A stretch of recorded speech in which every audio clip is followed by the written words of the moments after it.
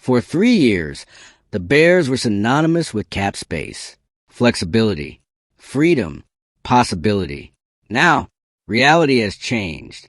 Chicago enters the 2026 offseason on the wrong side of the financial table. And when money is tight, decisions get cold. There's an open window.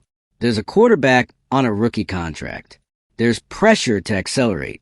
But before dreaming of splash moves, the Bears need to solve the basics. The Chicago Bears begin this offseason about $15 million over the salary cap, an unusual situation for a franchise that had been operating with financial abundance.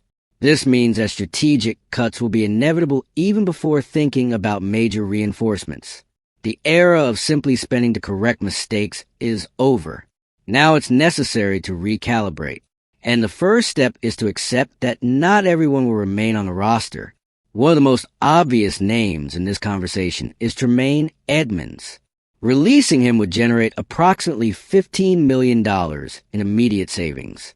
Despite a promising start to the season, where he was even considered an All-Pro, his performance dropped drastically after returning from a hip injury. The second half of the year brought back doubts about his cost-effectiveness.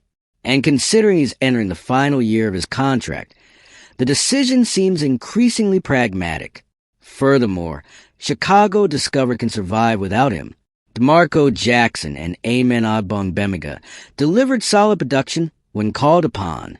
They aren't stars, but they show that the system can work without completely compromising the defense. In a scenario where every dollar counts, paying dearly for a player who might leave at the end of the season doesn't sound like a smart strategy. But the biggest defensive problem wasn't at the second level. The interior defensive line was, by far, the team's biggest weakness in 2025. Chicago struggled to control the running game and generate consistent inside pressure. And without collapsing the pocket through the middle, even the best edge rusher is limited. If the Bears want to get the most out of Montez Sweat and the promising Austin Booker, they need to start by strengthening the middle of the defensive line. The 2026 NFL Draft presents the perfect opportunity for this. The class is considered deep in both defensive tackles and safeties, another critical position, since practically the entire current group is close to free agency. Addressing defensive tackle and safety in the first 2 rounds seems not only logical but necessary. Splash moves at the edge are tempting, but perhaps not the best allocation of resources.